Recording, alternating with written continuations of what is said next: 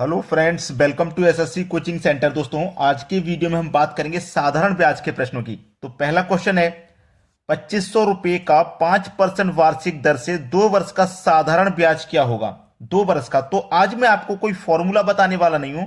Formula based question कर सकते हो आप। अगर विदाउट फॉर्मूला के करना चाहोगे तो कैसे करोगे? क्योंकि फॉर्मूले में क्या होता है, आपको थोड़ा टाइम भी अधिक लग जाता है। और बिना फॉर्मूला के कुछ ट्रिक ऐसी सीखिए जो बिना फॉर्मूला बेस आप कर सकते हो, क्योंकि जितने टाइम में फॉर्मूला करोगे उतने टाइम में आंसर निकाल दो। जैसे आपसे पूछा है 2500 रुपए का 5% वार्षिक दर से 2 वर्ष का साधारण ब्याज। देखिएगा कितनी राशि है भाई, 2500 रुपए की राशि है ना, 2500 रुपए की राशि है, 2500 रुपए की राशि है। और 1 वर्ष का रेट 5% है, तो 2 वर्ष का क्या हो जाएगा? 10%। सीधा 10% निकाल लो। परसेंट का मतलब क्या होता है? बटे में 100। जीरो से जीरो कैंसिल, जीरो से जीरो कैंसिल, कितना बचा? 250 रुपये। आंसर आ गया निकल के, सवाल खत्म हो गया भाई। हो गया कि नहीं हो गया? अब जितनी देर में मैंने ये सवाल खत्म किया है, इतनी देर में तो आप फॉर्मूला को लिखते। फॉर्मूला क्या होता है? Simple interest upon P R T बटे 100। फॉर्मूला हमने जितनी देर में लिखा था उतनी देर में आंसर आ गया कि नहीं आ गया? चलो, अब एक और तरीके से बहुत सारे बच्चे करते। 250 रुपया है, 1 साल का निकालते। पहले 5% 1 साल का, 1 साल का निकाल लो भाई। 2 जीरो से, यानी कि 1 जीरो से 1 जीरो कटेगा ये वाला, और 5 से 10 कट जाएगा 2 बार में। ठीक है ना, 5 से 10 2 बार में कट गया। अब यहां पे देखो, जीरो से 1 जीरो ये कट जाएगा, 5 से 5 एकम 5 दूने का 10 कट जाएगा। ठीक है, और 25 एकम 25। इस तरीके से आपका करोगे। हो पा रहा है कि नहीं हो पा रहा? नहीं, यहां पे संख्या गलत लिख गई है, संख्या गलत ले। इधर देखो, 250 नहीं, 2500 रुपये था, 2500 रुपये था, यहां मैंने 250 लिख लिया। 1 साल का निकालोगे, पहले 5% है, परसेंट का मतलब बटे में 100। 2 जीरो से 2 जीरो कटा दोगे। ये 25 का 5 से मल्टीप्लाई कर दो, 125, यानी कि 1 साल का ब्याज 125। 1 साल का 125 है तो दूसरे साल का भी 125 रहेगा। दोनों को जोड़ दोगे 250 हो जाएगा, है कि नहीं? तो मैं तो आपको वो तरीका बता रहा हूं कि आप बस सवाल को देखो, जितनी देर में फॉर्मूला लिखो इतनी देर में तो आंसर कर दोगे। समझ रहे हो? चलिए अब देखते हैं अगला सवाल। अगला सवाल है, क्या कह रहा है? 6000 रुपए पर 6% वार्षिक दर से 8 माह का साधारण ब्याज ज्ञात कीजिए। 8 महीने का। चलो कोई बात नहीं, फॉर्मूला नहीं लिखने वाला मैं। 6000 रुपए की राशि है ना, 6000 रुपए की राशि लिख ली। रेट कितना? 6% का। परसेंट का मतलब बटे में 100 इंटू 8 महीने का पूछ रहा है ना, 8। देखो, एक वर्ष में 12 महीने होते हैं, आपको अच्छे से मालूम है। एक वर्ष में 12 महीने, और ये क्या 8 महीने। तो इसको वर्ष में कन्वर्ट करने के लिए आप 12 से डिवाइड करोगे। कभी कभी कभी कभी जो क्वेश्चन है वो दिन का भी दे सकता है, जैसे 20 दिन का ब्याज क्या है, 25 दिन का ब्याज क्या है। तो दिन को वर्ष में कन्वर्ट करोगे तो 365 से डिवाइड करोगे, और महीने को वर्ष में कन्वर्ट करोगे तो 12 से डिवाइड करोगे। ठीक है ना? सवाल समझ में आ गया? चलो काट लो। 2 जीरो से मैं यहां पे सीधा सीधा 2 जीरो कटा दूंगा। 6 से 12 2 बार में कटा दूंगा। 2 से 8 4 बार में कटा दूंगा। अब इस 60 का मल्टीप्लाई 4 से होगा तो 6 चौके 24 और 1 जीरो, 240। सवाल खत्म। सवाल खत्म हो गया। कोई फॉर्मूला मत लिखिए, फॉर्मूले में वैल्यू पुट मत कीजिए। इतना करोगे तो बहुत समय खर्च करोगे अपना, जिसकी हमें जरूरत नहीं है। हमें तो एग्जाम में ऐसा तरीका चाहिए कि भाई 5 सेकंड लगे और आंसर आ जाए, केवल 5 सेकंड में। ऐसा तरीका चाहिए, वही तरीका मैं आपको बता रहा हूं। चलिए अब देखेंगे हम अगला सवाल। अगला सवाल है, 3200 रुपए पर 4 अप्रैल 2012 से 16 जून 2012 तक का 5% वार्षिक दर से साधारण ब्याज क्या होगा? 4 अप्रैल।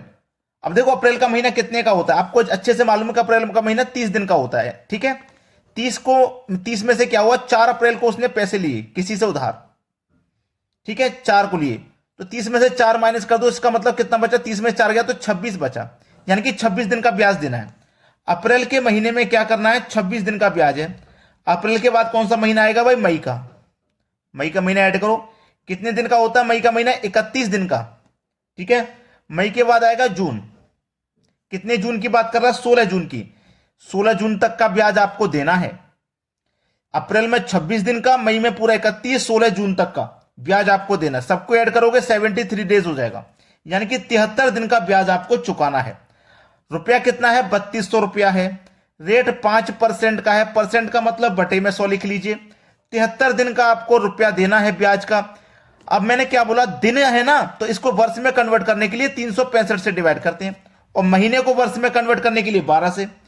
73 से 365 पूरा 5 बार में कट जाएगा, और 5 से ये 5 कट गया, 2 जीरो से ये 2 जीरो कट गया, 32 रुपए सवाल का सही जवाब हो गया। पहला ही ऑप्शन है बिल्कुल सही जवाब। मिल गया ना सभी को सही आंसर। चलिए अब देखते हैं अगला सवाल।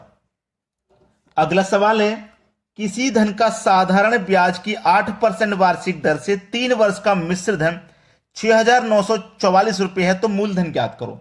हमें यहां पे मूलधन बताना है, ठीक है। मूलधन बताना है, क्या है मूलधन? मूलधन यानी कि प्रिंसिपल है। प्रिंसिपल हमें पता नहीं है क्या है। जब नहीं पता होता है तो हम उसे 100 मान सकते हैं, 100 मान सकते हैं ना जब नहीं पता तो।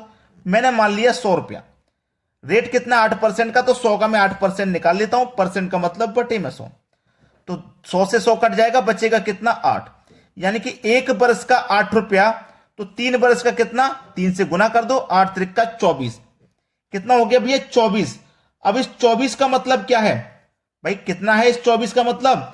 यहां पे हमारे पास मिश्र धन कितना था, 6,944 रुपया था, है ना। हमने मूलधन कितना माना था, प्रिंसिपल 100 माना था ना, और 100 में ब्याज कितना मिला 24 का, तो 100 में 24 जोड़ देंगे 124 हो जाएगा, हो जाएगा कि नहीं। तो 100 में मैंने ये क्या किया, ब्याज को जोड़ा, तो ये मेरे पास 124 हो गया। ये 124 मेरे पास क्या है, मिश्र धन है, मिश्र धन ही तो है ये, 124 मिश्र धन है।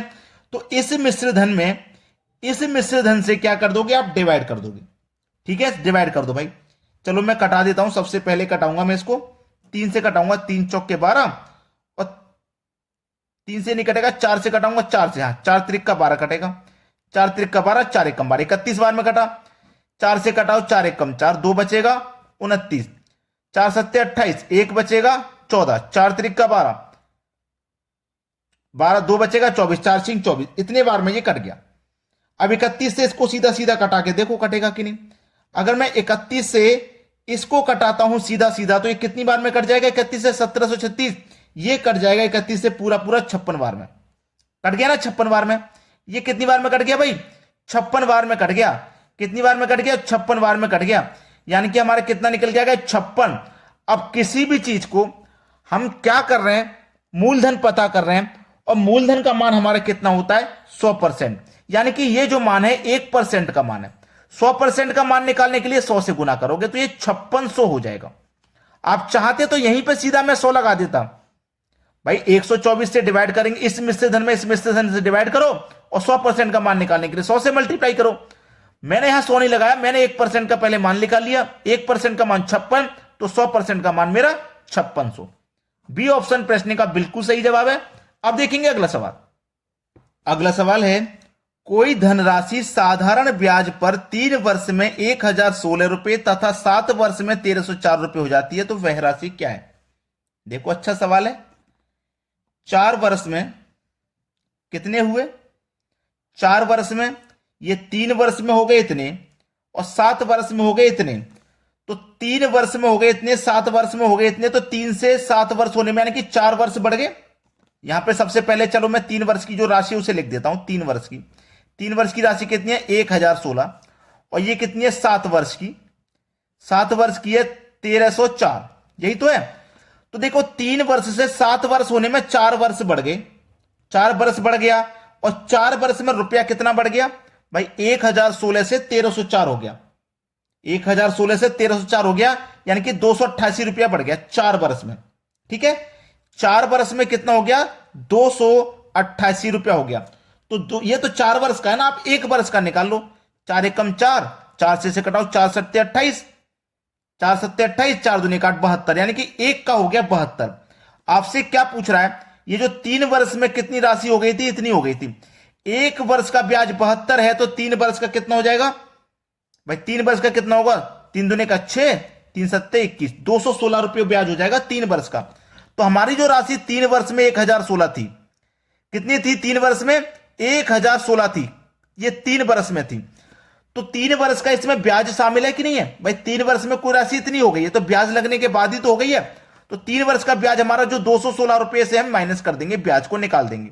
6 में से 6 जाएगा 0, 1 में से 1 जाएगा 0, 10 में से 2 जाएगा 8, यानी कि मूलधन बचेगा जब हम ब्याज को माइनस कर देंगे। तो 800 रुपये है मूलधन। ये सवाल का बिल्कुल सही जवाब है।